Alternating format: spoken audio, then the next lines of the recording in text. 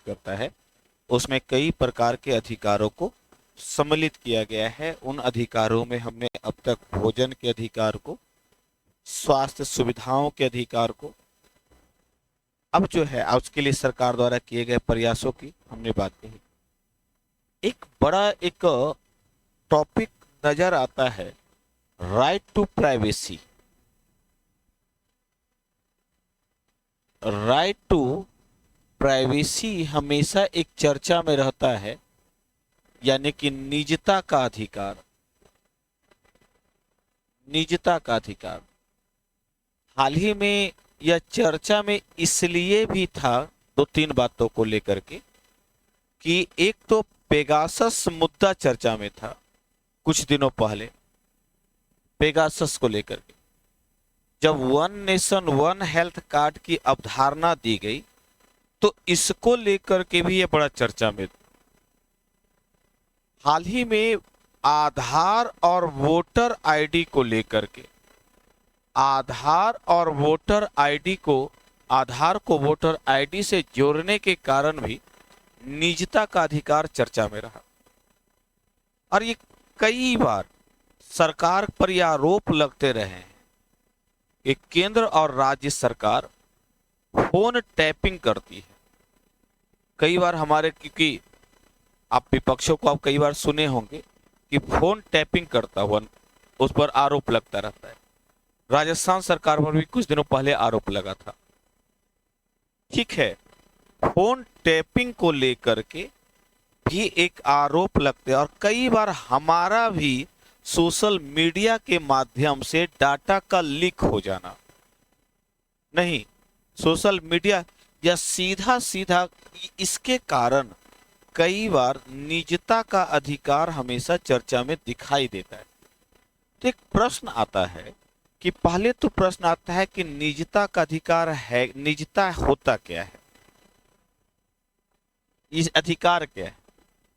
दूसरा है कि इसका स्वरूप किस रूप में दिखता है,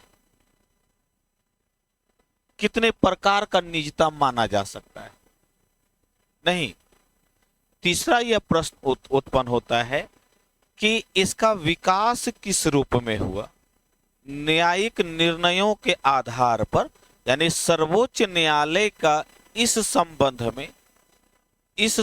में क्या निर्णय रहा है, और क्या मैं इसे दो तीन बातें जो मुझे समझ में आ रही है, जो जोड़ा, क्या यह फंडामेंटल राइट्स को लेकर के कभी अगर सरकार छीनती है या उल्लंघन करती है तो सीधा सीधा फंडामेंटल राइट्स पर हमला नहीं है।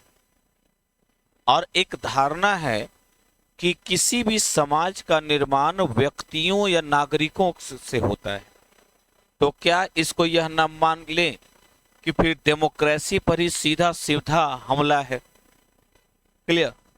इसको लेकर के कई बार प्रश्न आते हैं, और इसको लोकतांत्रिक प्रणाली से भी देखा जा सकता है जोड़ करके। आपने कई बार देखा होगा कि एक केस था, सुप्रीम कोर्ट में केस गया स्पा सेंटर को लेकर के, स्पा और मालिश जो होता है ना, उसको लेकर के केस गया। तो एक निर्णय आया कि क्यों ना वहां सीसीटीवी लगा दिया जाए, जहां स्पा, क्योंकि इससे ये वेश्यावृत्ति को ज्यादा बढ़ावा मिलता है, इससे शारीरिक प्रदर्शन को ज्यादा बढ़ावा मिलता है। इसको नियंत्रण करने के लिए एक बात आई, क्यों नहीं इससे इसको रोकने के लिए हम स्पा सेंटर में सीसीटीवी कैमरा लगा देते हैं। क्या यह निजता का सीधा सीधा उल्लंघन है? ये मेरा पर्सनल इश्यू है, ये पर्सनल मामला है। नहीं, अर्थात हमारे शारीरिक जो सूचनाएं हैं, उस सूचनाओं को, शारीरिक सूचनाओं को जग जाहिर करना, सिंपल सी बात है। नहीं, इसको हाल ही में ये केस किया था। ऐसे कई सारे आप सुनते होंगे, तो क्या इसको इस रूप में नहीं माना जा सके कि निजता से तात्पर्य उस स्थिति से है जिसमें बिना मेरी जानकारी के, मेरी इच्छा के, न तो शारीरिक न तो सूचनात्मक यानी हमारी सूचना के किसी भी स्वरूपों से सूचना को बाहर जाने से रोकना, जब तक हम आज्ञा न दे, नहीं, ताकि हमारे पर्सनल निजी मामलों को बाहर प्रदर्शन न किया जाए।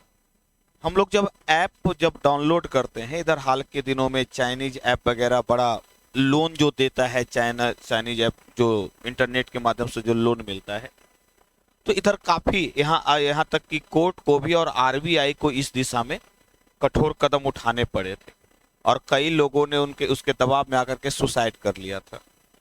तो एक प्रॉब्लम्स ये थी कि जब हम लोग ऐप डाउनलोड करते हैं तो हमसे पर्सनल के रूप में अलाउ का सबमिट मांगता है, और वह हमारे अलाउ के सबमिट के तहत वो हमारे गैलरी तक पहुंच जाता है। गैलरी, मैसेजेज, व्हाट्सएप, नहीं, सब कुछ पहुंच जाता है। अच्छा, उसके बिना वह परमिशन नहीं देता।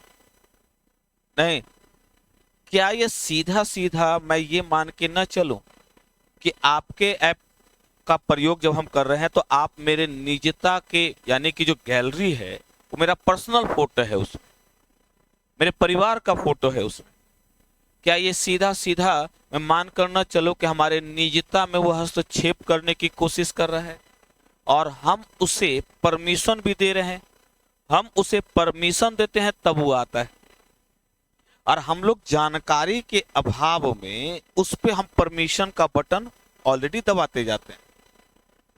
इसको लेकर के एक केस हुआ, और एक केस नहीं हुआ, कई केस हुए। 1950 में 1951 के आसपास एक केस हुआ था, एमपी शर्मा केस।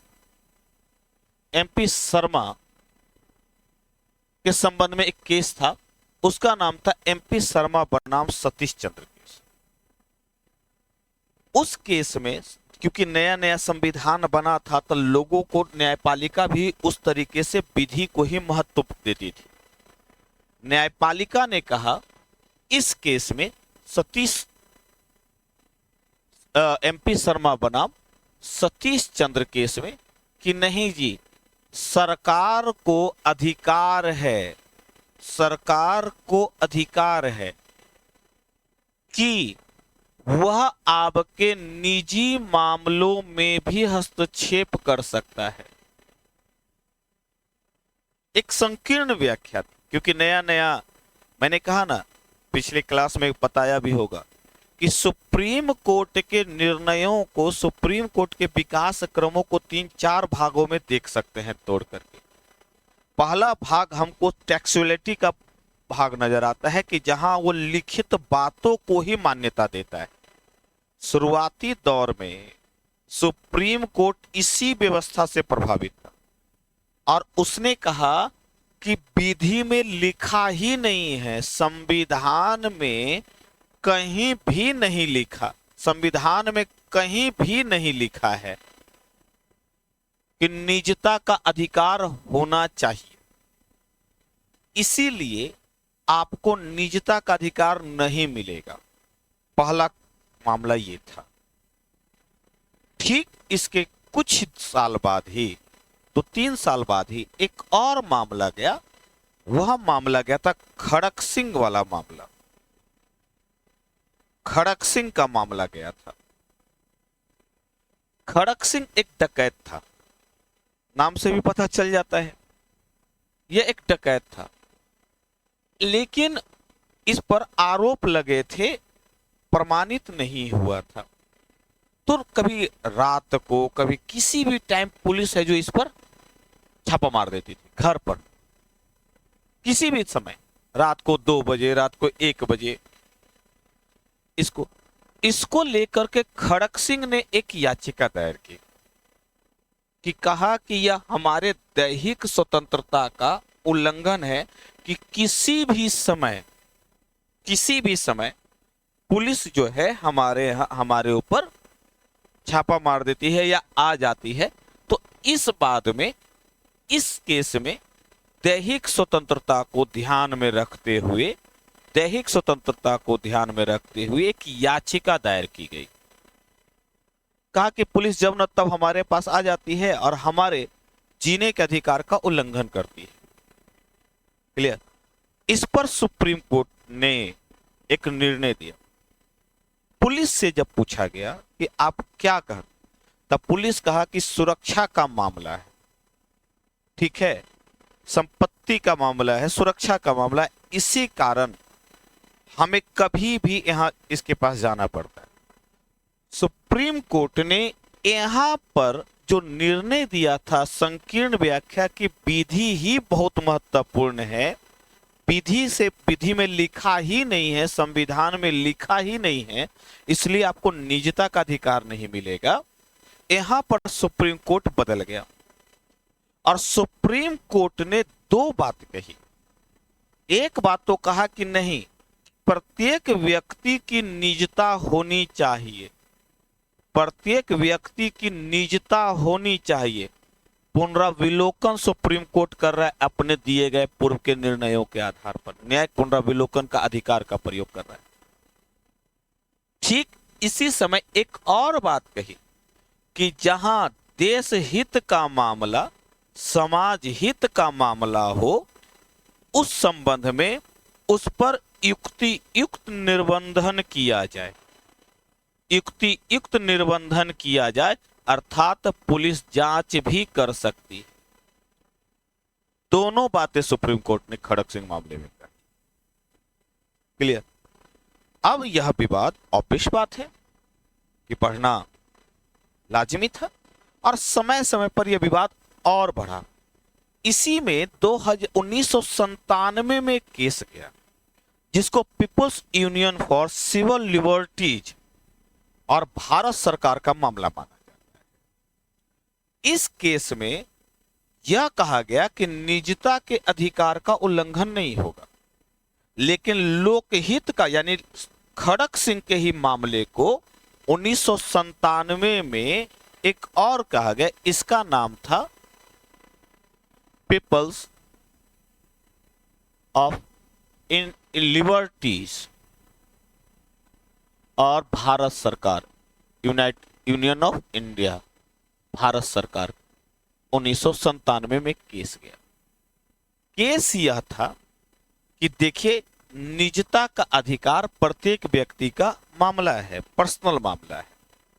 इस पर सुप्रीम कोर्ट ने भी खड़क सिंह मामले को ही ध्यान में रखते हुए ये कहा कि नहीं, किया रोका जा सकता है, परंतु रोकने के क्रम में ध्यान रखना कि लोकहित को ध्यान में रखा जाएगा।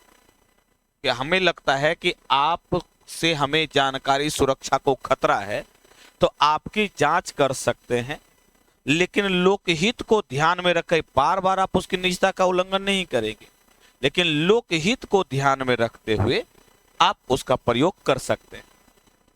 सबसे बड़ा प्रश्न बाद में आया और ये 2017 में आया, जिसको जस्टिस पुट्टुस्वामी वाद कहा जाता है। ये हाई कोर्ट के एक्चुअली पूर्व न्यायाधीश थे पुट्टुस्वामी, और इन्होंने ही एक याचिका दायर की जिसको पुट्टुस्वामी वाद कहा जाता है।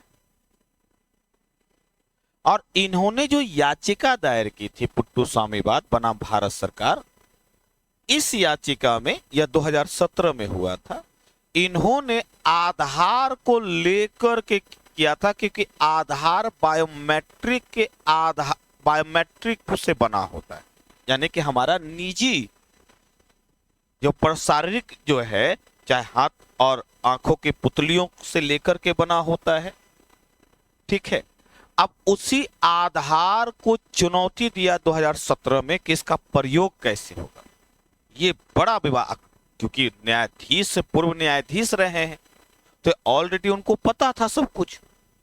इसी को चुनौती दिया और पहली बार इस संबंध में 5 सदस्यीय संविधान पीठ बना, संविधान पीठ बना इसके संबंध में, लेकिन वह संविधान पीठ भी यह निर्णय ज्यादा नहीं दे सका और इसने अपना यह कहा कि हम नहीं सुनेंगे। इसे 9 सदस्य अपने ऊपरी 9 सदस्य संविधान पीठ को भेज दिया। कहा कि 5 सदस्य वाले से नहीं, 9 सदस्य संविधान पीठ को भेज दिया।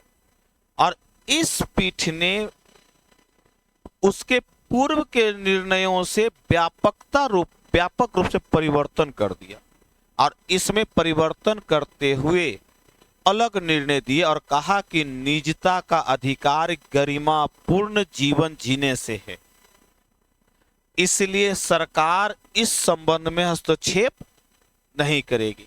और आधार के प्रयोग को लेकर के भी सरकार से प्रश्न पूछा। तो देखते हैं कि शुरुआती दौर में आधार का प्रयोग कहाँ होता था। तो कभी एलपीजी लेने में आधार का प्रयोग कहाँ होता था, तो कभी अन्य सुविधा लेने में नहीं। बाद में ना धीरे धीरे आधार का प्रयोग बढ़ता चला गया। इसीलिए पुट्टू स्वामीवाद में न्यायिक पुनर्विलोकन की अवधारणा का प्रयोग करते हुए पूर्व दिए गए निर्णयों, जहां युक्त निर्बंधन की बात हो रही थी पूर्व में कि नहीं संकीर्ण व्याख्या थी, यहां पर गरिमापूर्ण जीवन जीने से जोड़ दिया और आर्टिकल 21 के तहत व्याख्या कर दी कि इसके तहत सरकार किसी भी मामले में हस्तक्षेप नहीं करेगी। समय समय पर इस तरह के जो विवाद है वो आपको इसी आधार पर एक केस हुआ जो अभी मैंने कुछ देर पहले कहा, सीसीटीवी वाला मामला। यह मद्रास हाई कोर्ट के द्वारा दिया गया बयान था। क्लियर? इसी के संबंध में समय समय पर इसको लेकर के याचिका दायर होती रही है। तो अगर मेरा प्रश्न है, मेरा यह कहना है कि इस स्वरूप में निजता का अधिकार विकास हुआ है और इस संबंध में सुप्रीम कोर्ट ने कई बार निर्णय दिए हैं। लिखे, हम लिखाएंगे, ये सारा लिखवाएंगे हम, लिखते चले। निजता के अधिकार से तात्पर्य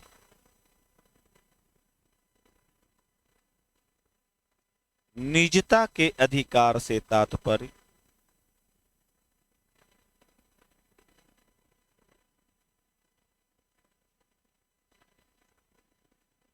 शारीरिक स्वायत्तता, कौमा सूचनात्मक गोपनीयता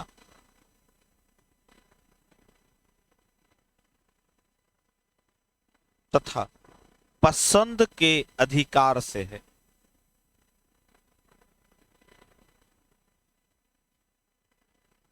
अच्छा, एक केस और था। एक केस था नाज फाउंडेशन बनाम दिल्ली सरकार का एक केस था। 2 केस हुआ। देखिए, कभी कभी लगता है ना कि हालांकि इसको जीवंतता बोलिए संविधान की या न्यायिक स्वतंत्रता बोलिए, आप जो भी आप इसको सोच सकते हैं।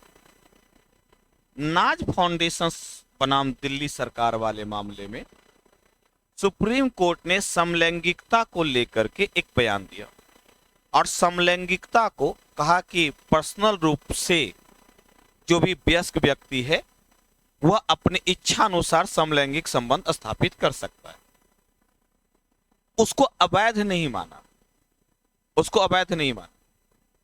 ठीक कुछ ही समय बाद सुरेंद्र कुमार बनाम कौशल के संबंध में सुप्रीम कोर्ट ने बयान बदल दिया और कहा कि नहीं, यह पूर्ण रूप से अवैध है। धारा 377 आईपीसी की धारा 377 को अवैध को शुरुआत में वैध घोषित किया और बाद में इसी अपने बयान को बदलते हुए आईपीसी की धारा 377 को अवैध घोषित कर दिया।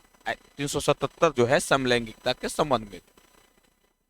हाल ही में सुप्रीम कोर्ट इतना लिबरलिज्म की तरफ चला गया, इतना लिबरल्स हो गया कि जो वर्तमान न्यायाधीश हैं चंद्रचूड़ सिंह, इन्होंने तो एक नई गाथा लिखने की कोशिश कर दी और इन्होंने एलजीबीटी को लेकर के कानून बनाने की बात कह दी कि एलजीबीटी को पूर्ण रूप से मान्यता दे दी जाए और कानून बना दिया जाए। हाल ही में इसको लेकर के पूरे देश में हंगामा हो गया। लाजिमी था, क्योंकि भारत में विविधतापूर्ण समुदाय है, समाज है।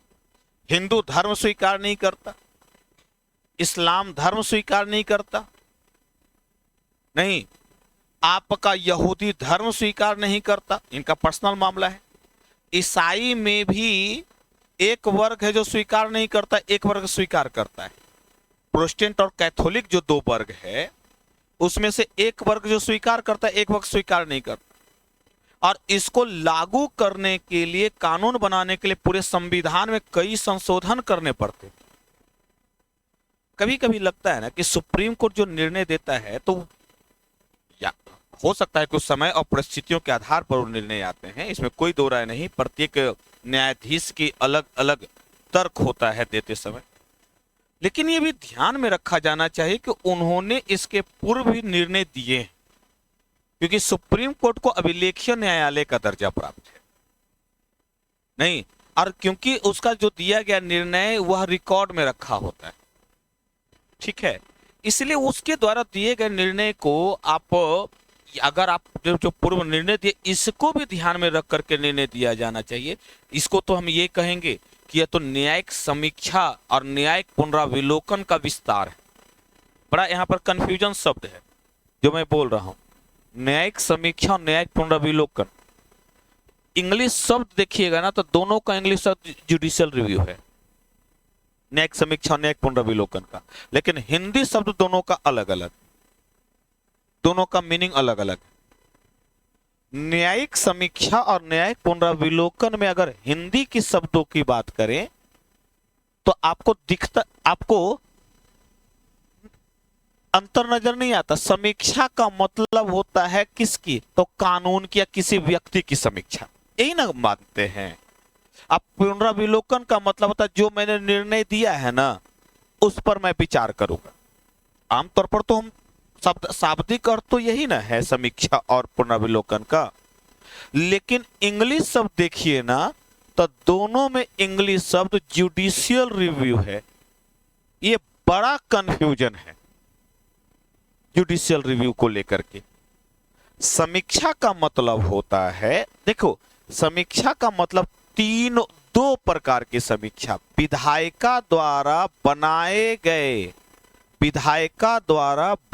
गए कानून की समीक्षा, कि वह कानून संविधान के अनुरूप है कि नहीं है। जैसे कि एमपी शर्मा वाले बयान में कहा कि विधि में लिखा हुआ ही नहीं, क्लियर। अथवा कार्यपालिका द्वारा किए गए कार्य की समीक्षा, कि आपने कानून के अनुसार कार्य कर रहे हैं कि नहीं कर रहे हैं, इसकी समीक्षा, इसको बोलते हैं न्यायिक समीक्षा। लेकिन जैसे ही आता है न्यायिक पुनराविलोकन, इसका मतलब होता है पूर्व दिए गए निर्णय की समीक्षा, यानी अपने ही निर्णय की समीक्षा करना।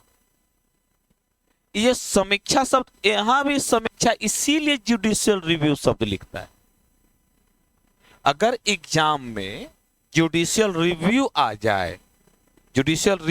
जाए तो ध्यान रखिएगा वो तीनों लिखा जाएगा, ये भी।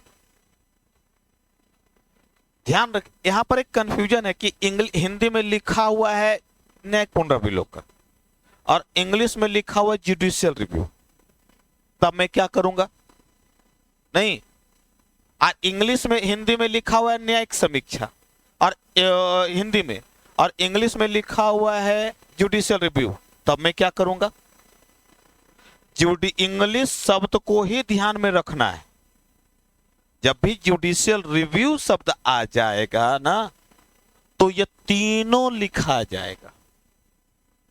लेकिन अगर हिंदी और इंग्लिश शब्द समान हो, न्यायिक पुनराविलोकन, और इंग्लिश में भी न्यायिक पुनराविलोकन ही लिखा हुआ हो, तब गौर करने वाली बात है ये स्थिति। इसीलिए क्वेश्चंस में कंफ्यूज नहीं होना है। यही कारण है कि यहां पर कानून नहीं बन रहा है निजता के अधिकार में। कानून नहीं था, यह तो पूर्व निर्णय न दिया गया। अब पूर्व निर्णयों के आधार पर न सुप्रीम कोर्ट ने निर्णय अपने बयान दिए। यही कारण है कि निजता के अधिकार को लेकर के न्यायिक पुनराविलोकन की स्थिति बहुत ज्यादा देखते। तो मैं बार बार न्यायिक पुनराविलोकन शब्द बोल रहा हूं, न्यायिक पुनराविलोकन शब्द बोल रहा हूं। अगर मैं यही क्वेश्चन कर दूं कि निजता के अधिकार ने न्यायिक समीक्षा का विस्तार कर दिया, तो बन सकता है क्वेश्चन। और ये क्वेश्चन पूछा गया है, आर्टिकल 21 ने मौलिक ढांचा का विस्तार किया है, या आर्टिकल 21 ने न्यायिक समीक्षा का विस्तार कर दिया है। ये क्वेश्चन बनता है, यही है, यहीं से बनता है यह क्वेश्चन कि समय समय पर न्यायपालिका ने अपने पूर्व दिए गए निर्णयों की व्यापक व्याख्या की और समय समय पर उसमें परिवर्तन आया। चाहे MP शर्मा बनाम ये सतीश चंद्र केस हो, चाहे खड़क सिंह वाला मामला हो, चाहे वह पुट्टू स्वामी वाद हो, चाहे वह नाज फाउंडेशंस का वाद हो, समय समय पर इसमें परिवर्तन आए हैं। और यह न्यायिक, अच्छा इसे गलत भी नहीं माना जा सकता। मैं गलत इसलिए नहीं मान सकता क्योंकि समाज की गतिशीलता बनी रहती है। इसे न्यायिक स्वतंत्रता दिखाई देता है कि एकल धारणा पर न्यायपालिका नहीं टिकी हुई है। मैं इसके प्रभाव पर दोनों बातें बता रहा हूं।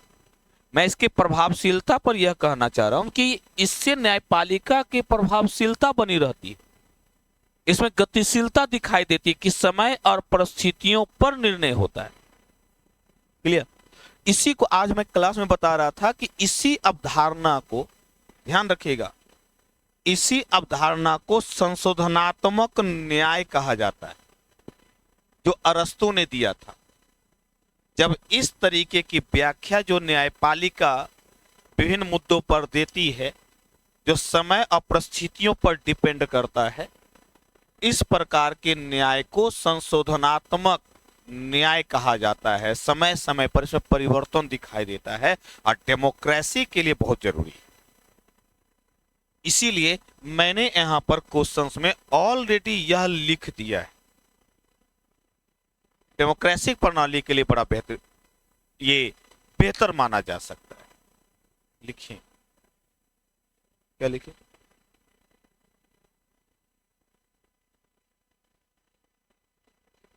अधिकार से है जिसमें व्यक्ति के इच्छा के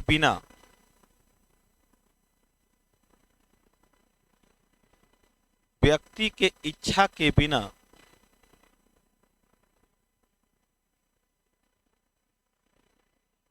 राज्य द्वारा उल्लंघन नहीं किया जा सकता।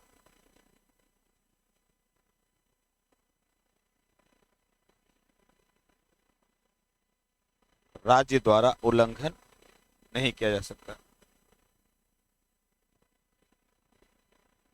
शुरुआती दौर में निजता के अधिकार को, निजता के अधिकार की संकीर्ण व्याख्या की गई।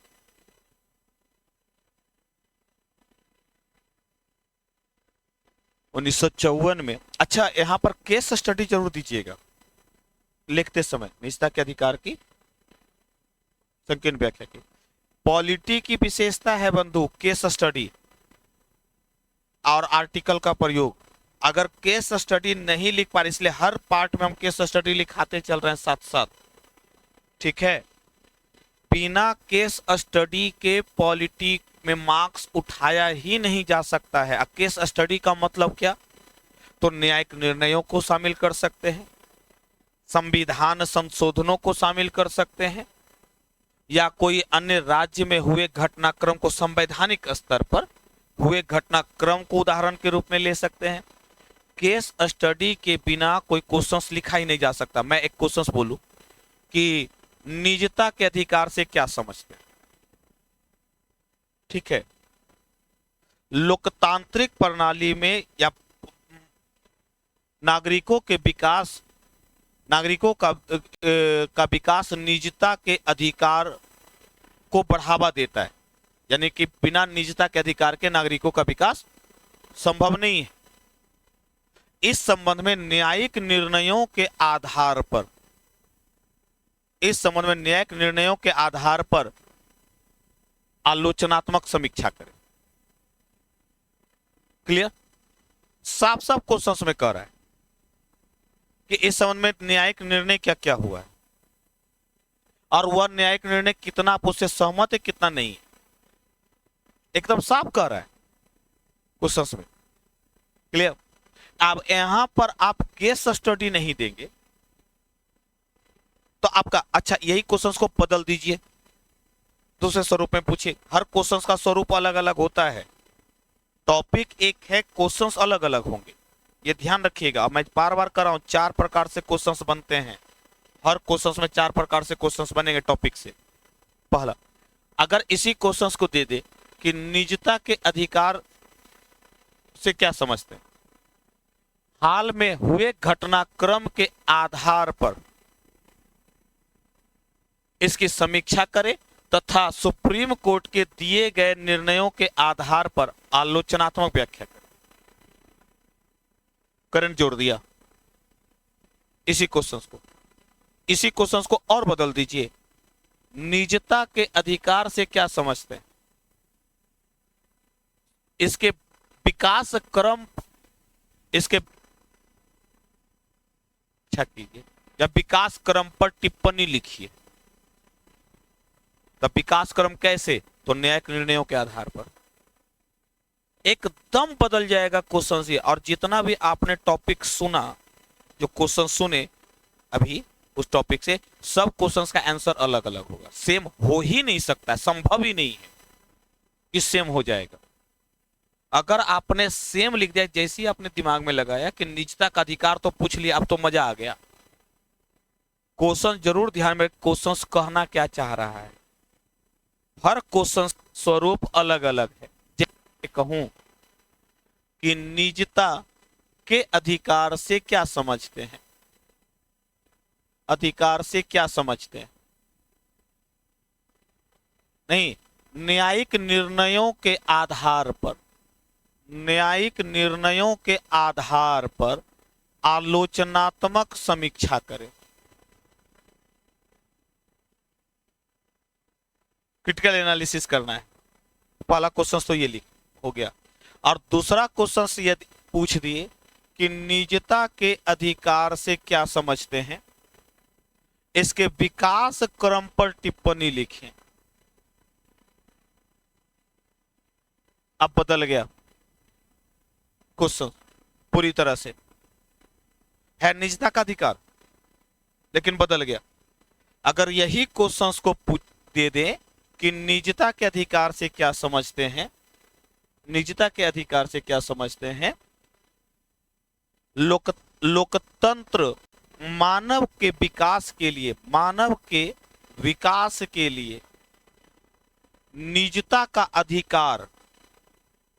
निजता का अधिकार उसके गरिमापूर्ण जीवन से है, गरिमापूर्ण जीवन के विकास से है। इस संबंध में न्यायिक निर्णयों के आधार पर समीक्षा करें। अब देखिए क्वेश्चन स्वरूप बदल गया है, एकदम निजता का अधिकार, कहीं दिमाग नहीं दौड़ा हुआ है, लेकिन क्वेश्चंस का पैटर्न देख लीजिए, नहीं है, हो सकता है। अब यहां पर देखें तो इसका आंसर और स्वरूप में बदल जाएगा, इसका आंसर बदल जाएगा और इसका आंसर भी बदला हुआ मिलेगा। लेकिन टॉपिक सेम है। यही मेंस है और यही पीसीएस है। सभी में निजता का अधिकार है। मैं बार बार कह रहा हूं, आप टॉपिक थोड़ा ना चेंज कर दीजिएगा, टॉपिक तो वही ना रहेगा। क्वेश्चंस का पैटर्न, क्योंकि जब से शॉर्ट नोट्स जो आ गया है ना, इसकी व्यापकता और बढ़ गई। आपको शॉर्ट नोट्स में भी देखने पड़ेंगे आप। और इसी क्वेश्चंस को अगर हम दे दें एसे के रूप में, तो आपका और स्वरूप बदल जाएगा। उसके विभिन्न डायमेंशंस को नजर देखे जाएंगे। क्लियर? और ऐतिहासिक पहलू से जोड़ करके आना पड़ेगा, उदारवादी व्यवस्था से जोड़ना पड़ेगा। यही कारण है कि किसी भी टॉपिक को जब देखेंगे ना, तो उसमें ये 3-4 डायमेंशंस जरूर देखिएगा, जरूर देखिएगा। स्ट्रेट फॉरवर्ड डायमेंशंस जो आपको डायरेक्ट दिख रहा है। सेकेंड, आपके इसके डेमोक्रेसी से, फंडामेंटल राइट से, या आप मानव के विकास से जोड़ करके देखिएगा, और करंट से उसको जोड़ दीजिए। अगर उसी क्वेश्चंस में हाल का घटनाक्रम पूछ ले तो बदल जाता। क्लियर? ये ना इतनी बड़ी चुनौती है ना स्टूडेंट्स के समक्ष कि आप लिखने बैठिए तो लगेगा कहां से शुरू करें। ऐसा ही नहीं होता है, ये कहां से शुरू करें। हर क्वेश्चंस का स्वरूप अलग अलग है। इसी में लिखिए, क्या लिखिए? संकीर्ण व्याख्या की गई। और बस वही दौर में 1954 में एमपी शर्मा बनाम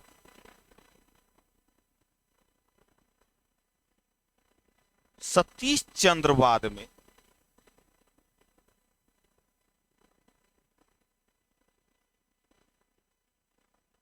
सुप्रीम कोर्ट ने यह कहते हुए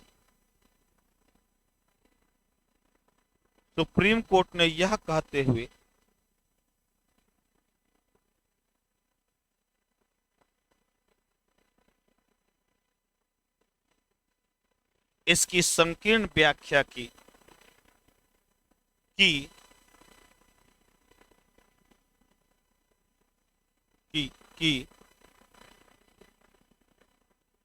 यह संविधान में सम्मिलित अधिकार नहीं है। एक्चुअली हुआ क्या था ना कि अमेरिका में यह अधिकार है, तो उसी का उदाहरण देकर के ना कहा कि देखिए जो कि अमेरिका में, भारत में नहीं। तो कहा अमेरिकी संविधान अलग है, भारतीय संविधान अलग है। उसी में कहा कि संविधान में सम्मिलित नहीं है, इसलिए इस प्रकार का अधिकार नहीं दिया जा सकता। संविधान में सम्मिलित नहीं। 1963 में खड़ग सिंह बनाम उत्तर प्रदेश सरकार,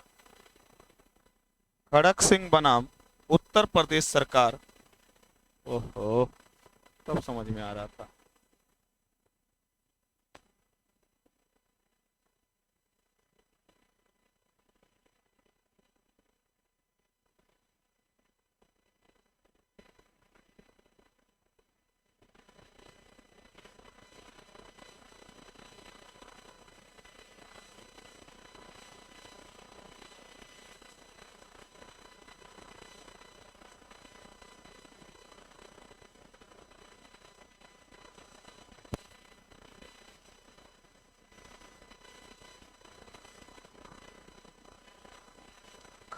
खड़ग सिंह बनाम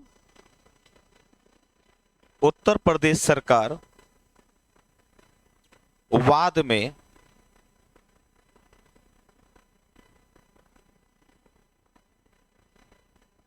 अपने न्यायिक पुनराविलोकन के अधिकार का प्रयोग करते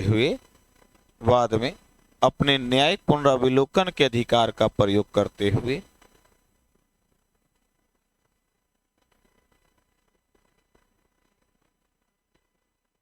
दो व्याख्याएं प्रस्तुत की या दो निर्णय प्रस्तुत किए।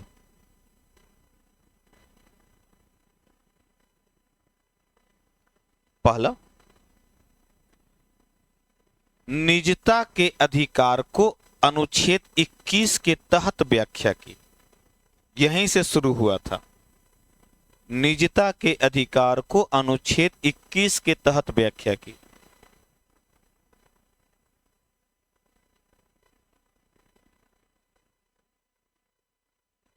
तथा कानून को भी दूसरा कानून को भी अर्थात पुलिस बल को भी महत्ता दी। अब ये पुलिस बल पर छोड़ दिया कि भैया तुम कब जाओगे, तब पुलिस बल मानने वाला थोड़े ना है। क्लियर? यानी कि खुद ही न्यायपालिका कंफ्यूज्ड है यहां पर। नहीं, अच्छा, न्यायपालिका की आलोचना करना बड़ा एक क्या बोलते हैं, एक हमेशा डर का भय बना रहता है कि कब आप है जो कोर्ट ऑफ कंटेम्प्ट में न फंस जाए, अवमानना में न फंस जाए। क्लियर? ये इसलिए इसको थोड़ा सजग रहना पड़ता है। पैराग्राफ चेंज करके, people's union for civil liberties, people's union for civil liberties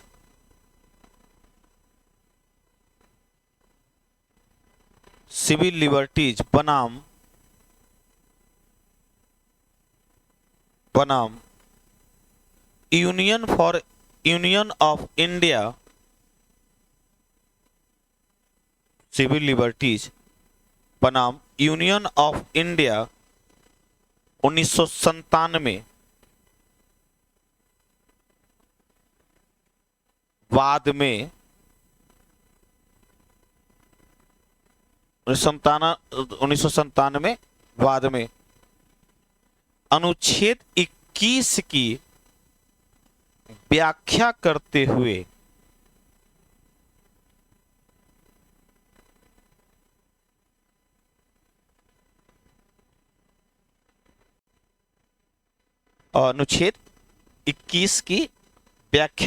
हुए टेलीफोन टेप करने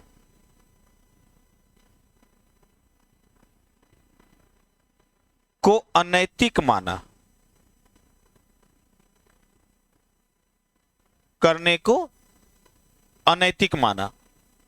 नहीं हो जाएगा।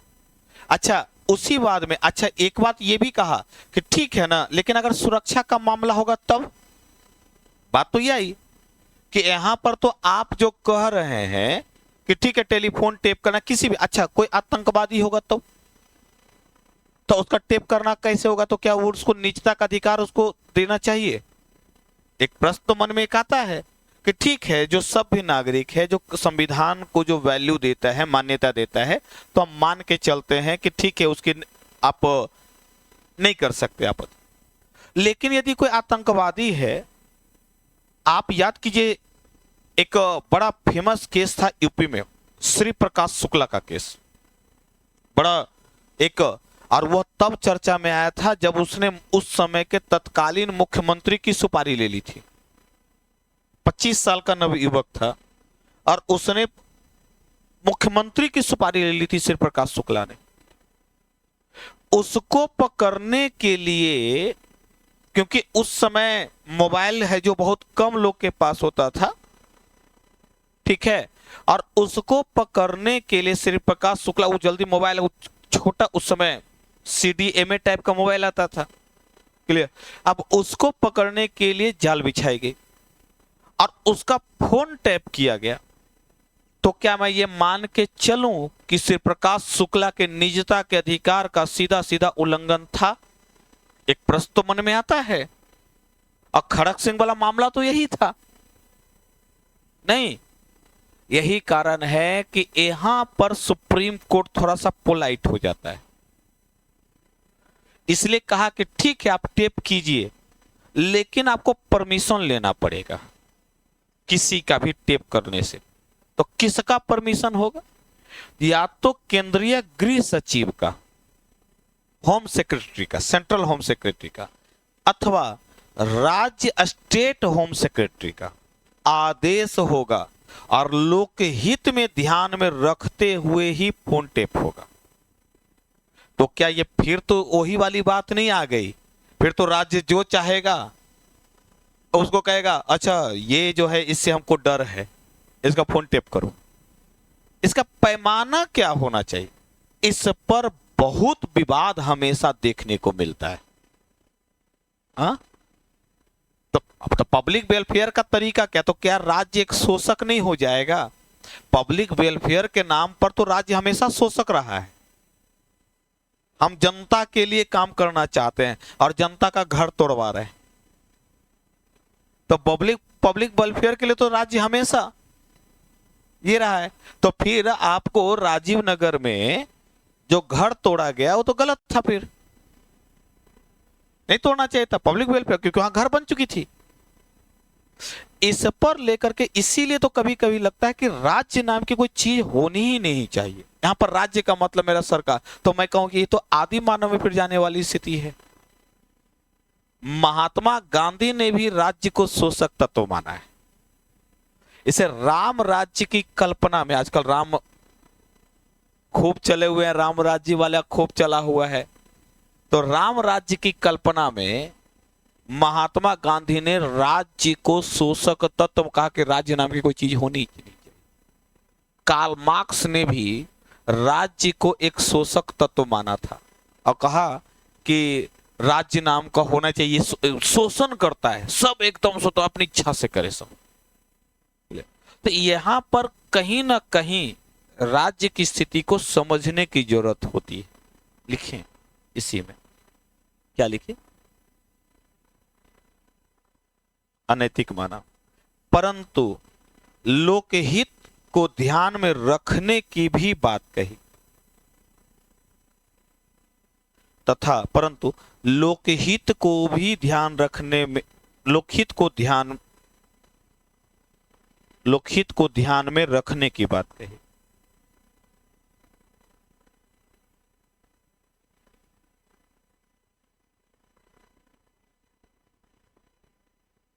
क्लियर हो गया? इसके लिए केंद्रीय गृह सचिव या राज्य गृह सचिव का परमिशन लेना आवश्यक बनाया गया। अब क्लियर?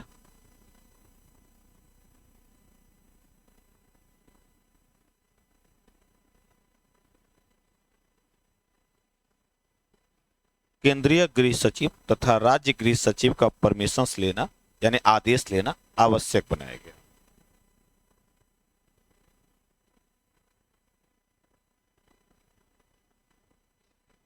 अब क्लियर हो गया?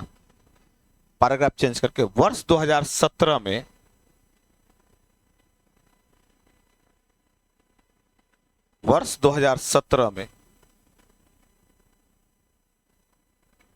जस्टिस पुट्टू स्वामी बनाम भारत सरकार मामले में, पुट्टू स्वामी बनाम भारत सरकार मामले में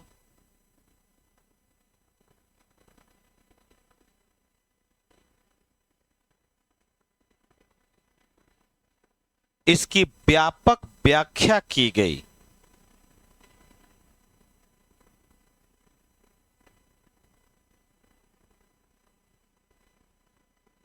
तथा 5 सदस्यीय संविधान पीठ की जगह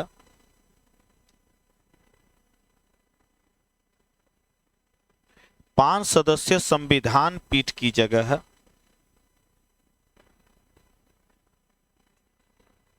9 सदस्यीय संविधान पीठ को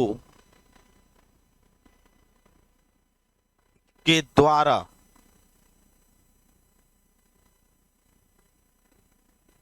आदेश दिया गया।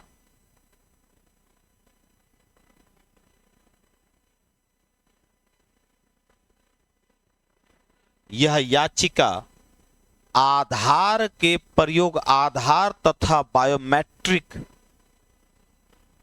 आधार जो बायोमेट्रिक आधारित है, आधार जो बायोमेट्रिक आधारित है,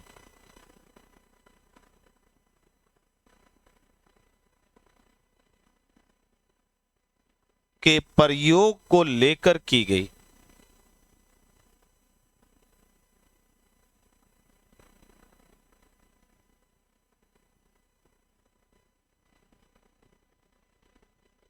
के प्रयोग को लेकर की गई। क्लियर हो गया? इस वाद में सुप्रीम कोर्ट ने इस वाद में सुप्रीम कोर्ट ने अनुच्छेद 14, 19 तथा 21 के तहत व्याख्या की।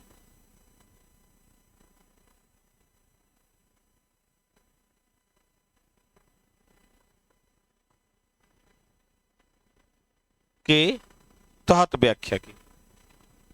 क्लियर।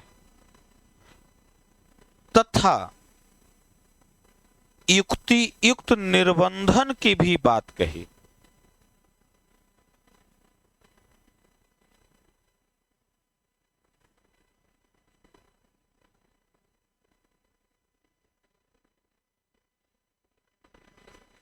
क्लियर।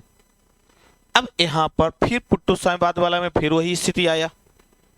युक्ति युक्त निर्बंधन का मतलब, तो युक्ति युक्त निर्बंधन का मतलब होता है जब राष्ट्र हित से संबंधित बात हो, लोकहित से संबंधित बात हो, मानहानि से संबंधित बात हो। क्लियर। यहां पर इसके पूर्व में दो घटना और घटी। 2009 में मैंने कुछ देर पहले कहा नाज फाउंडेशन बनाम दिल्ली सरकार का मामला था। दिल्ली सरकार का मामला था। इस मामले में यह मामला जो था उस अनुच्छेद 3 आईपीसी की धारा 377 को लेकर के किया गया था। क्लियर। और यह 377 एलजीबीटी को से संबंधित है, यानी समलैंगिकता से संबंधित है। क्लियर। इस वाद में सुप्रीम कोर्ट ने कहा कि वयस्क व्यक्ति अपनी पसंद से समलैंगिक संबंध स्थापित कर सकता है। वो उसके पसंद को माना गया, और हमने शुरुआत में ही पसंद शब्द लिखवाया निजता के अधिकार में। क्लियर। उसके पसंद को माना गया, लेकिन कुछ ही समय बाद इसमें बदलाव किया गया और दूसरे बाद में इसको अपराध माना गया, और अपराध मानते हुए कहा कि 377 का प्रयोग गलत है और इसको दंडनीय अपराध बना दिया गया। इसीलिए निजता का अधिकार कितना वैरी कर रहा है, आप इसको समझने वाली बात है। क्लियर। लिखिए पैराग्राफ। इसके पूर्व नाज फाउंडेशंस बनाम दिल्ली सरकारवाद। इसके पूर्व नाज फाउंडेशंस बनाम दिल्ली सरकारवाद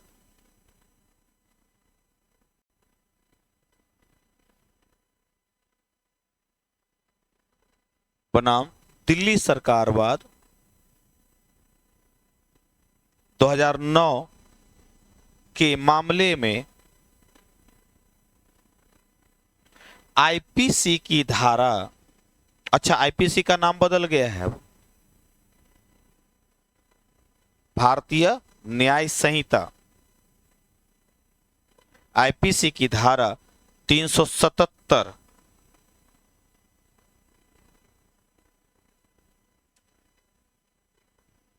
आईपीसी की धारा 377 को नियंत्रित करने की बात कही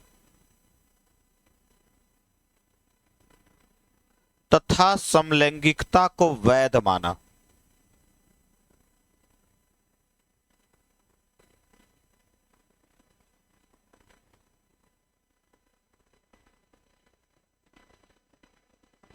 वहीं अच्छा इसी के खिलाफ नाज फाउंडेशन के खिलाफ एक केस कर दिया।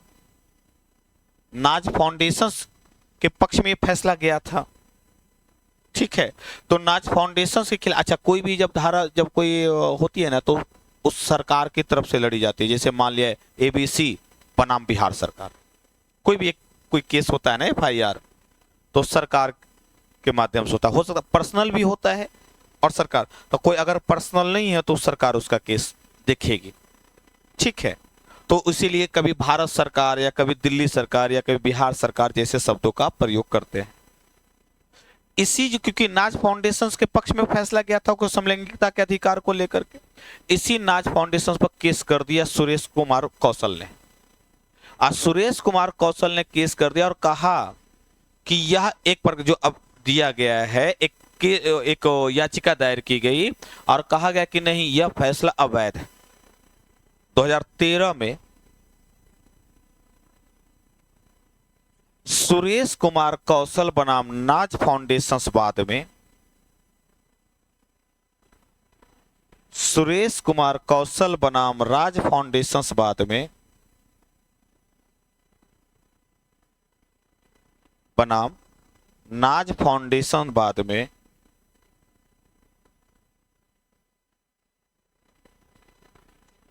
पूर्व निर्णयों को पलटते हुए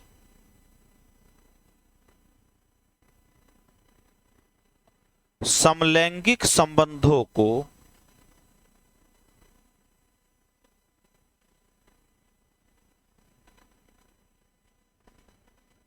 अवैध घोषित किया तथा इसे दंड युक्त माना।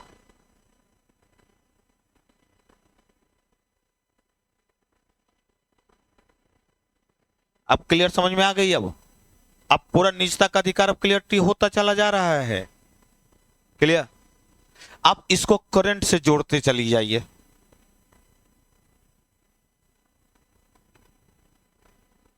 (2009) क्लियर? अब क्लियरिटी हो गई। अब ये चर्चा में क्यों है? देखो तो यही वाली बातें ना हम करते आ रहे हैं। पहला स्वरूप में परिभाषा में लिख दिया था, विकास हो गया, यानी आज सुप्रीम कोर्ट का निर्णय साथ साथ हो गया। उसी का ना विकास क्रम चर्चा कर रहे हैं निजता के अधिकार का, 1954 से उठाते हुए वर्तमान तक। अब इसको जहां कहां लाना है? करंट से, क्योंकि करंट के बिना तो पूरा ही नहीं होगा कोई। हाल में ही हालिया घटनाक्रमों ने पैराग्राफ चेंज करके, हालिया घटनाक्रमों ने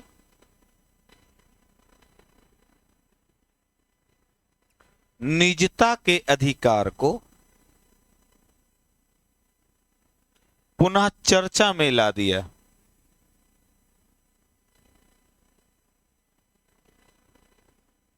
पेगासस मुद्दा। अच्छा, पेगासस है क्या? जस्ट एक ऐसे सॉफ्टवेयर जो आपको, अच्छा मैं इसे साइबर क्राइम को भी तो इसको निजता के अधिकार के तहत मान सकता हूं। क्यों? क्योंकि साइबर क्राइम का मतलब होता है कि मैं बिना आपके परमिशन के आपके किसी भी इलेक्ट्रॉनिक गैजेट में, जैसे मोबाइल, कंप्यूटर, लैपटॉप, नहीं कि उसमें जा करके आपके कॉन्टैक्ट से, आपके फाइल से में हम परिवर्तन कर देंगे। होता है ना साइबर क्राइम, परिवर्तन कर देंगे आपके बिना परमिशन के, तो ये इसको कहते हैं साइबर क्राइम। अच्छा, क्या मैं इसे सीधा सीधा ये हमला निजता के अधिकार पर आर्टिकल 21 पर सीधा सीधा हमला ना मानूं? मैंने तो परमिशन ही नहीं दिया था कि मेरे फाइल में आप छेड़छाड़ करें। आप जब देखते हैं, कई बार आप कंप्यूटर चलाए होंगे, तो आपने 2-3 चीजें, मैं उदाहरण दे रहा हूं तकनीक वाला। आपने जब कंप्यूटर चलाया होगा तो कंप्यूटर में आपको समझ में नहीं आ रहा है चलाना, पता नहीं चल रहा कि फाइल कैसे चलेगा, और आप किसी से कांटेक्ट करते हैं तो वो समझाता है, फिर भी आपको समझ में नहीं आता। आप क्या कहते हैं? एनीडेस्क लो। एनीडेस्क एक सॉफ्टवेयर है जिसके माध्यम से वह कहीं भी बैठा हुआ व्यक्ति आपके मोबाइल को चला सकता है, कहीं भी, या कंप्यूटर को चला सकता है। आप उसको कहते हैं, तो जैसे ही एनीडेस्क अपलोड करते हैं, डाउनलोड करते हैं, और उसके माध्यम से कहता कि फिर नंबर बताओ, तो नंबर आप बताते, यानी आप उसको परमिशन दे रहे हैं कि मेरे आप लैपटॉप में मेरी जगह आप काम करो वहां से बैठे हुए। क्लियर? आप परमिशन दे रहे हैं। तब इसी प्रकार से आप जब किसी आपका मेल ईमेल होता है, जब ईमेल खोलते हैं और आप ईमेल किसी और के मोबाइल पर खोलते हैं, तो आपसे सिक्योरिटी के लिए ओके मांगता है, एक नंबर मांगता है, कहता कि वो ओके कर दीजिए, एक नंबर दीजिए सामने वाले को, क्योंकि ईमेल आपका पर्सनल मामला है। इसी को तो लेकर के हिलेरी क्लिंटन पर दबाव पड़ा था, इसी को लेकर के अभी कई सांसदों पर अमेरिका में तो खास करके ये बड़ा चर्चा में कि उन्होंने सरकारी ईमेल का प्रयोग न करके पर्सनल ईमेल का प्रयोग किया था और उन्हें पर्सनल ईमेल के माध्यम से किसी को ऑर्डर दिए थे। या सीधा सीधा जब आप जो प्रयोग करते हैं मेल, तो आप आज्ञा देते हैं, हो सकता है आपको याद नहीं आ रहा है या कोई अचानक खोल दे, तो आप क्या करेंगे? परमिशन ही नहीं देंगे। आप परमिशन नहीं देंगे तो वो छेड़छाड़ नहीं कर सकता। अगर वो छेड़छाड़ कर रहा है तो सीधा सीधा राइट टू प्राइवेसी का सीधा सीधा उल्लंघन है। और राइट टू प्राइवेसी का मतलब है कि मैं आर्टिकल 21 का उल्लंघन है। इसे साइबर क्राइम को भी इसमें इस चर्चा में रहा है, साइबर क्राइम को भी इसमें शामिल कर सकते हैं। क्या डीप फेक भी निजता के अधिकार का सीधा सीधा उल्लंघन? हाल ही में सचिन तेंदुलकर अभी केस दायर हुआ है। आपने निज अमिताभ बच्चन को याद कीजिए, अमिताभ बच्चन के आवाज का बहुत सारा लोग प्रयोग करता था, उसने इस पर रोक लगा दी। क्लियर? तो कई तो चाहे वर्तमान में डीप फेक हो, जो रश्मिका मंदाना वाला केस था, या नरेंद्र मोदी साहब के, या हाल ही में सचिन तेंदुलकर वाला जो उसके आधार पर केस हुआ है, परसों की कल की मैं बात बता रहा हूं। क्लियर? कि सचिन तेंदुलकर ने भी डीप फेक को लेकर के एक केस दर्ज कराया है। यह सीधा सीधा निजता के अधिकार का उल्लंघन है। लेकिन जैसे से तकनीक बढ़ता जा रहा है वैसे ये समस्या भी आम होती जा रही है। क्लियर? पेगासस मुद्दा, इसलिए करंट जरूर जोड़िएगा लेखन में। पेगासस मुद्दा, comma, cyber crime, comma, one nation one health card,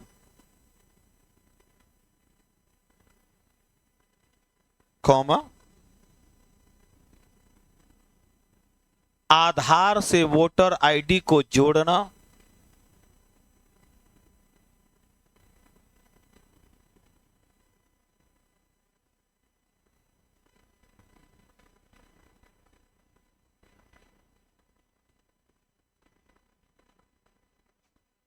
ठीक है, आधार से वोटर आईडी को जोड़ना,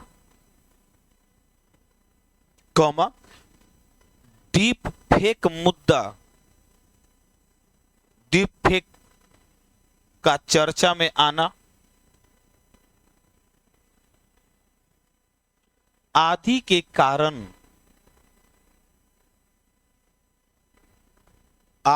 कारण निजता का अधिकार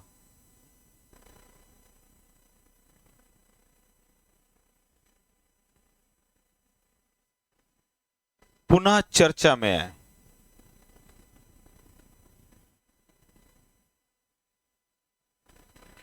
हाल ही में प्रधानमंत्री नरेंद्र मोदी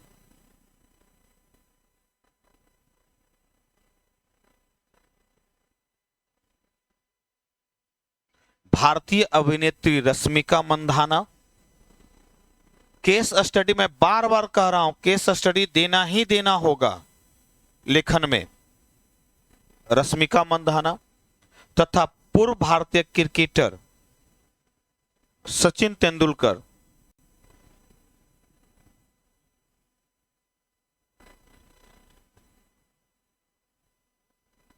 से संबंधित डीप फेक वीडियो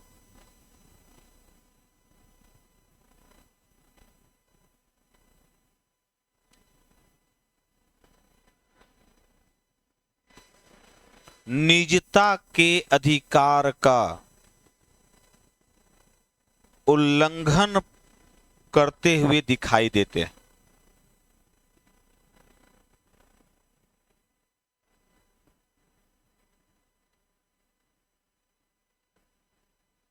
क्लियर हो गया?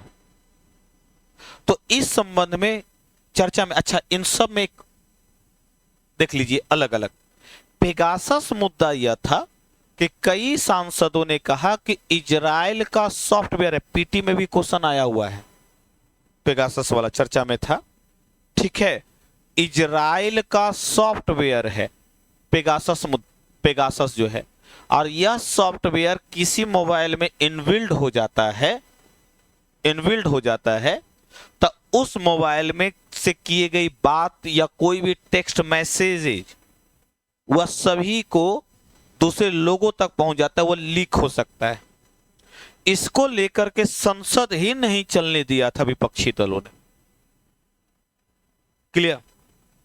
एक तो यह one nation one health card Aadhaar से जोड़ने को लेकर के विवाद था, आधार से जोड़ने को लेकर के विवाद था। और इसमें कहा गया कि जो यूनिक आईडी, कल भी हम चर्चा किए थे कि यूनिक आईडी जो होगा 14 नंबर का, ठीक है, यह आधार से इनबिल्ट होगा। इसको लेकर के हंगामा हुआ, तो कहा गया कि तो सीधा सीधा मेरे राइट टू प्राइवेसी का उल्लंघन है। तो कहा गया कि नहीं, आप जो भी पहले तो कहा इसको रोकने के लिए तर्क दिया गया कि आप जो ये one nation one health card जो बनाता है, जो लेगा, वह कंपलसरी नहीं, वो ऑप्शनल है कि व्यक्ति इच्छानुसार अपने, वो जरूरी नहीं कि सबको आधार कार्ड लेना है, बिना आधार कार्ड के कोई काम ही नहीं होगा। लेकिन one nation one health card आपके ऑप्शनल पर है, आप ले भी सकते, नहीं भी ले सकते। और ये आप पर डिपेंड करता है कि आप जो है जब डॉक्टर से दिखाने जाएं तो डॉक्टर आपसे ओटीपी, डॉक्टर उसी समय लॉगिन करेगा, वो नंबर डालेगा, और जिस समय आप उसको, आप पर ओटीपी आएगा, वो आप पर डिपेंड करता है कि ओटीपी दे कि नहीं दे। यानी कि जब तक आप परमिशन नहीं देंगे, आपके अधिकार का प्रयोग वो नहीं कर सकता, यानी आपके मामले को नहीं देख सकता। क्लियर? अगर वो आपने ऑर्डर दे, अच्छा मैंने दे दिया ऑर्डर, ये कहां हो सकता है कि बाद में वो यूज ना कर ले, मिस यूज ना कर ले, तो उसी समय उसको लॉग आउट कर देगा। तो लॉग आउट करने के बाद फिर से आपके पास ओटीपी आएगा। जब तक ओटीपी जस्ट लाइक एज आप प्रमाण दे रहे हैं ना, आप उसको अधिकार ना दे रहे हैं कि मेरी जगह तुम ये प्रयोग करो, ठीक है। यही कारण है कि इसके कारण भी यह चर्चा में रहा है। कई बार इस पर भी प्रश्न खड़े हुए हैं, और हाल ही में वोटर आईडी और आधार कार्ड को लेकर के तो कहा कि वोटर आईडी तो कई बार लीक हो गया है, एक व्यक्ति तो कई वोटर आईडी बना लेता है। चुनाव प्रक्रिया में सुधार लाने के लिए कि एक व्यक्ति के पास कई वोटर आईडी बना होता है, कोई बिहार का बना लिया, कोई दिल्ली का, कोई वहां रह रहा है तो वहां का बना लिया, कोई कहीं का भी बना लिया। आधार कार्ड तो एक ही रहता है, तो यहां भी वोट डालेगा, वहां भी वोट डालेगा। प्रश्न तो यह खड़ा हो जाता है, उसके पास दो अधिकार है। और इससे जनगणना के इससे कारण जो है मतदाता सूची का निर्माण करने में बड़ा समस्या क्रिएट होता था, ठीक है। इसीलिए चुनाव आयोग ने हाल ही में आधार को वोटर आईडी से जोड़ने की घोषणा की। अब आपके पास वोटर आईडी नहीं है, आधार के दम पर आप है जो जाकर के वोट डाल। मैंने इस बार वार्ड का जो वोट डाला है वो आधार पर, मेरे पास वो गुम हो गया था वोटर आईडी, तो मेरे पास आधार था, और आधार मेरा यहां का नहीं बना हुआ है, दिल्ली का बना हुआ है। लंबे समय तक दिल्ली में पढ़ा है, तो यहाँ कैसे देता मान्यता? क्योंकि आधार एक ही है, आप कहीं से भी बनाए, आधार एक ही है, तो उसी आधार पर हम जाकर के वोट डालें। क्लियर? तो ये जो, तो क्या आधार, क्या वोटर आईडी जैसा मामला जो लीक होने का डर हमेशा बना रहता है?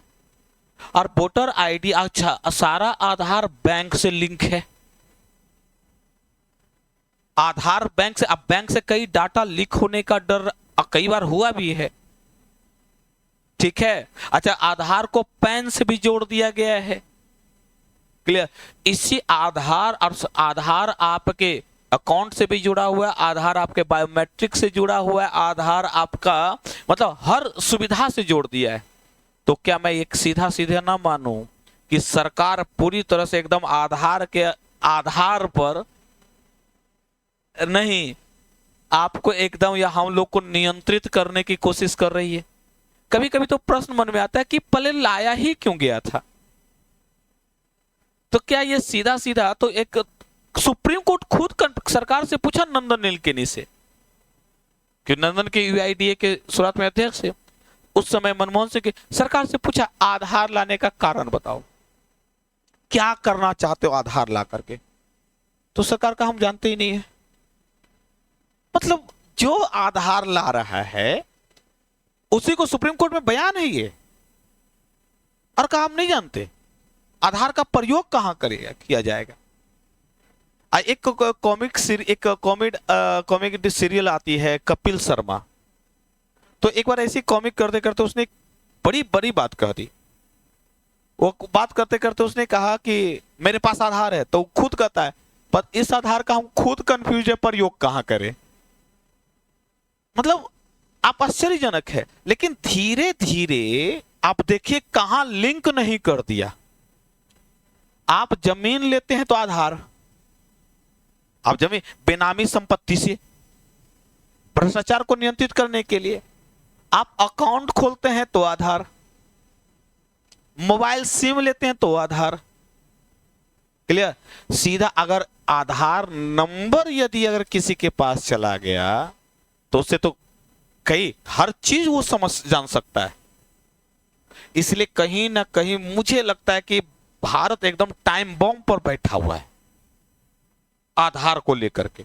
मैं वहां पर नहीं जा रहा, मैं इस रूप में अपना ये कह रहा हूं कि आधार को लेकर के टाइम बॉम्ब पर बैठा हुआ है। कहीं इसका डाटा लीक होने का डर हुआ, और जैसा समय समय पर अकाउंट होता है फेसबुक, ये तो गनीमत है कि अभी सोशल मीडिया आधार से नहीं जोड़ा है। जिस दिन सोशल मीडिया में आधार को ले आएगा और जितना लीक होता है, तो हमको लगता है कि आधा से ज्यादा लोगों का तो जान हलक में आ जाएगी,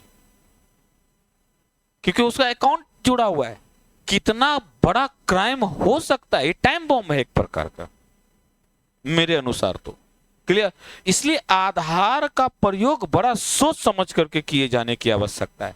अब सरकार यहां क्या की है, जितना भी सुविधा है, सरकारी सुविधा या जितना भी कार्यक्रम है या जितना भी कार्ड है, कोई भी सभी चीज आधार से जोड़ दिया है। क्लियर? एक सुविधा तो है कि चलिए वोटर आईडी नहीं है तो, क्योंकि अच्छा आधार, क्या मैं इसको मान के चलूं कि आधार और वोटर आईडी दोनों नागरिकता का प्रमाण है? भाई मैं वोट डाल रहा हूं तो मैं नागरिक हूं। बता देखो, अर्थ समझो, मैं कह रहा हूं कि मैं वोट डाल रहा हूं तो मैं नागरिक हूं, क्योंकि नागरिक ही वोट डाल सकता है, कोई और तो नहीं डाल सकता। और जो वोटर आईडी जिसके पास है वही वोट डालेगा। कंफर्म्ड है? मेरे पास वोटर आईडी गुम था, मैंने आधार के दम पर वोट डाला, तो क्या मैं आधार को प्रमाण, नागरिकता का प्रमाण पत्र ना मान लूं? अगर मैं आधार को नागरिकता का प्रमाण पत्र मान लेता हूं, तो छोटे बच्चे को भी आधार कार्ड बना हुआ है, मैं नागरिक नहीं, तो उसको भी वोट देने का फिर अधिकार दीजिए। एक अजीब सी एक कंफ्यूजन है, नहीं एक डिबेट का, इसीलिए समय समय पर चर्चा में रहता है। क्लियर? तो हालिया घटनाक्रमों ने इस आधार पर निजता के अधिकार को चर्चा में लाया है। तो अलग अलग तर्क आप दे सकते हैं। अच्छा, यहां पर क्वेश्चन पूछ सकता है, चुनाव सुधार की दिशा में आधार को वोटर आईडी से जोड़ने की पहल एक क्रांतिकारी दिखाई देती है। नहीं, इस संबंध में अपने विचार प्रस्तुत कीजिए। आपको अलग से दिखेगा यहां प्रश्न, तो दोनों कहेगा आलोचनात्मक समीक्षा कीजिए, तभी आपका क्वेश्चन बनेगा। यह हाल ही में चर्चा में था। क्लियर? इसीलिए यहां से क्वेश्चन यदि बनेगा तो यहां से, तो क्वेश्चन कैसे, तो इसका उपाय क्या होना चाहिए, चुनौतियां क्या होगी इसकी, तो लिखें चुनौतियां।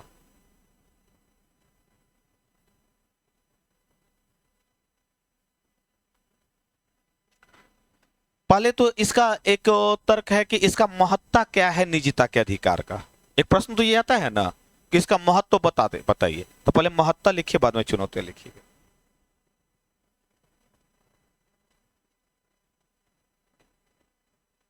पहला, व्यक्ति के निजी मामलों की सुरक्षा, निजी मामलों की सुरक्षा।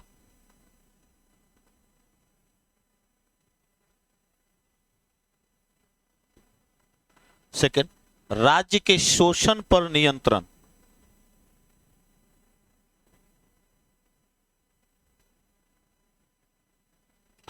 आप आधार पर यदि लिखने बैठिए तो बहुत, मुझे अच्छा खासा 1000-2000 का तो एक लेख लिखा जा सकता है। यदि आधार पर अगर लिखा है कि आधार पर लेख लिखिए, तो आधार के प्रयोग पर भैया अच्छा खासा लेख लिखा जा सकता है आधार के प्रयोग पर। अब कोई बड़ी बात नहीं है कि लेख में डाल भी दे, कोई बड़ी बात नहीं है कि आधार के प्रयोग पर कहेगा आप लेख लिखिए। आजकल जिस तरीके से बीपीएससी खुद नहीं पता उसको कि क्वेश्चन हम क्या डाल रहे हैं, नहीं कि ए सेक्शन में भी बी वाले सेक्शंस का टॉपिक डाल दे रहा है। आप देखे होंगे इस बार का, और बी सेक्शन में भी ए सेक्शन वाला टॉपिक डाल दे रहा है, जो खुद नहीं पता है आजकल। क्लियर? तो एक तो ये हो गया मौलिक अधिकार। अच्छा, दूसरा एक लिखिए, एक और लिखिए, मौलिक अधिकार की सुरक्षा।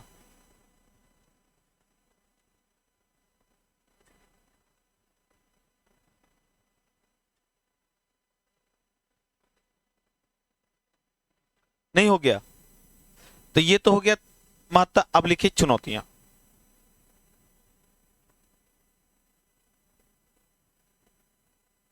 तो क्या चुनौती हो सकती है? तो पहली चुनौती तो हमको लगते है कि निजता के अधिकार का उल्लंघन करने से मौलिक अधिकार का उल्लंघन होगा। मौलिक अधिकार का उल्लंघन।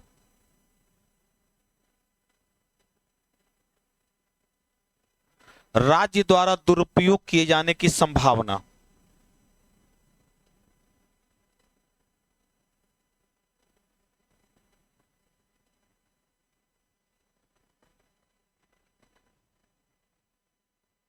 अच्छा, लोगों को जागरूकता की कमी, ये भी एक बड़ी चुनौती है। नहीं, जागरूकता की कमी राज्य द्वारा, क्या लिखे सेकंड नंबर, राज्य द्वारा दुरुपयोग किए जाने की संभावना। नहीं कर सकता है, तो राइट टू प्राइवेसी में चुनौतियां नहीं लिखा रहे हैं। अरे आपके अधिकार का उल्लंघन का तो सीधा सीधा फंडामेंटल राइट्स का उल्लंघन है। राज्य इसका दुरुपयोग नहीं कर सकता है। नहीं, कभी कभी सुनते हैं राजनेता, तुम्हारा चाबी तो मेरे पास है, तुमको जिस दिन चाहेंगे उस दिन गिरा देंगे। यानी उसके पास अच्छा खासा न्यूज है। हो सकता है कि आजकल नेताओं का बेडरूम सीन भी बहुत चर्चा में रहता है। नहीं, तो तुम्हारा तो अच्छा खासा, एक बड़ा अच्छा, एक हाल ही में एक वेब सीरीज आई थी फर्जी, वेब सीरीज थी कि एक मूवी थी, मुझे याद नहीं, हाँ, शाहिद कपूर वाली, और उसमें एक विजय सेतुपति जो है, ये इसका टॉलीवुड का एक्टर है। टॉलीवुड उसको बोलते हैं जो दक्षिण भारतीय मूवी, और भोजपुरी वाले को लॉलीवुड बोलते हैं। हाँ, भोजपुरी वाले को लॉलीवुड बोलते हैं, वहां वाले को टॉलीवुड बोलते हैं। बिहार मुंबई वाला जो है वो बॉलीवुड और वो हॉलीवुड, ठीक है। तो टॉलीवुड का जो एक अभिनेता है विजय सेतुपति, तो वो एक परमिशन मांगता है मंत्री से, तो अगर हम नहीं देंगे, तुम बार बार तुम मेरे परमिशन का घोर उपयोग करते हो, तो उसको मैसेज भेज देता है, एमएमएस भेज देता है, कहता लो फिर परमिशन ले लो। सीधा सीधी निजता के अधिकार का उल्लंघन हो रहा है। नहीं, राइट, उसका पर्सनल इशू है, लेकिन वो परमिशन लेने के लिए कहता है कि ठीक है नहीं दोगे, ये फोटो देखो तो, वीडियो देखो तो। यही निजता, क्या राज्य इसका दुरुपयोग नहीं कर सकता है? नहीं। अगला जागरूकता का अभाव भी है, बढ़ता साइबर क्राइम भी है, बढ़ता साइबर क्राइम, ये भी एक रीजन है।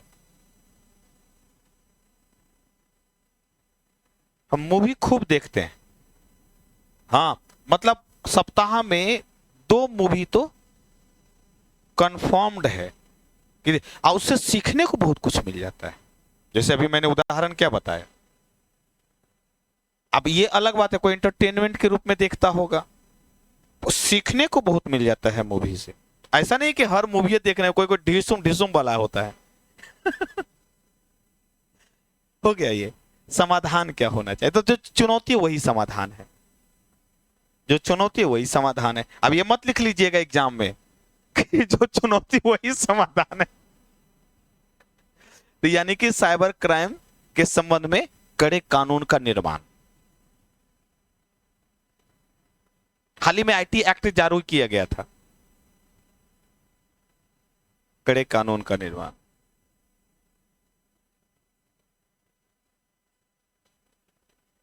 हो गया सेकंड पॉइंट, जागरूकता को बढ़ावा।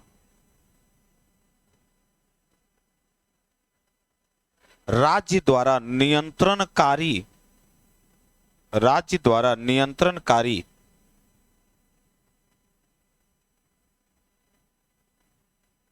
जो व्यक्ति के मौलिक अधिकारों को ध्यान में रखकर किया जाए, नियंत्रणकारी